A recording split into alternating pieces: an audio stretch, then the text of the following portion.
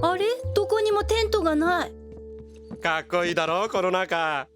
お、リュックサックはいらなかったのに、ここには何でも揃ってる。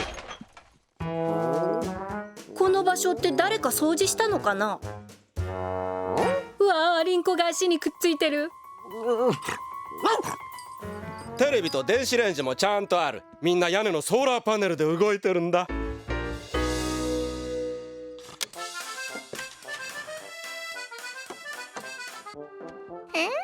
おかしいな。さっきの薪はどこ行っちゃったんだろう。ジョージ、薪はいらないんだ。中に電子レンジがあるからな。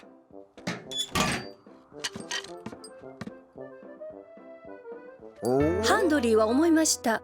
フラッシュが光った。それとも稲妻だとしたら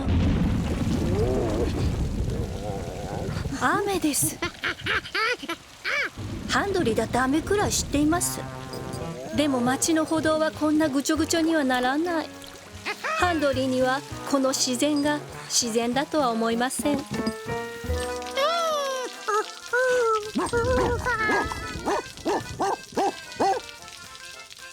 おーっと、心配ない。屋根を閉めればいいだけだ。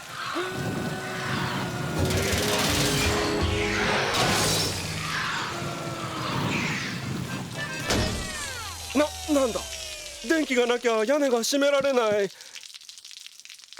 まあどっちにしても水はそれほど入ってこないさ。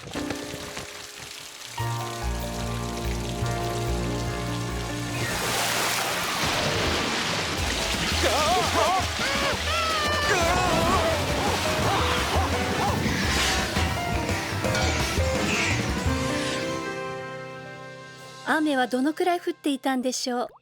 時計が止まっていたので分かりません。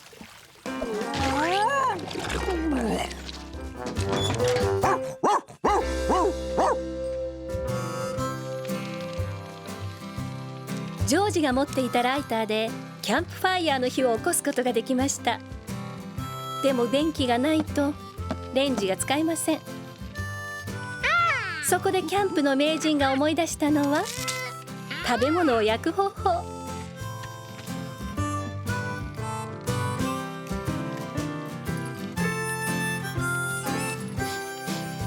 3人ともおいしい夕ご飯を食べて大満足。夜もぐっすり眠りました。一応ハンドリーも。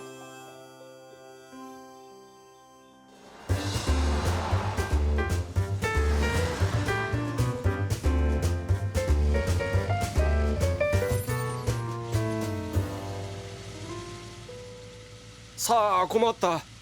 どっちから来たか思い出せない。お猿のナビゲーターが正しい道を見つけます。